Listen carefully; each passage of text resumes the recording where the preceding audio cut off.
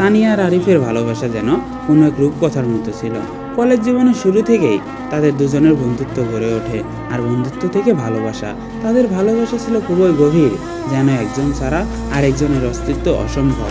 তারা সব সময় একে অপরকে পাশে থাকার প্রতিজ্ঞা করেছিল।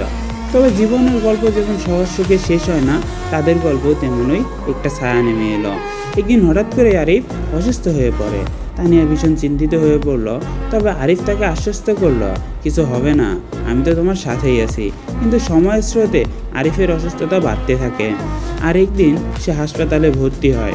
তানিয়া প্রতিদিন হাসপাতালে বিছানার পাশে বসে থাকে, আরিফের জন্য প্রার্থনা করত, তার হাত শক্ত করে ধরে বসে থাকতো।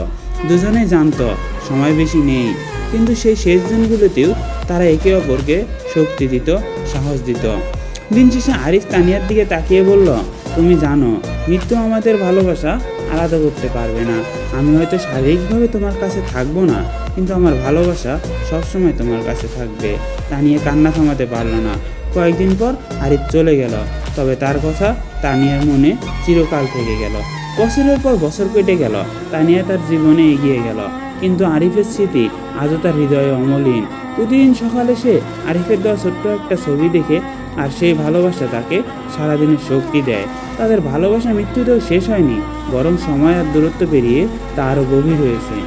মৃত্যু তাদেরকে আলাদা করতে পারেনি, কারণ সত্যিকারের ভালোবাসা কখনো হারায় না, বরং হৃদয়ের গভীরে চিরদিনের জন্য বেঁচে থাকে।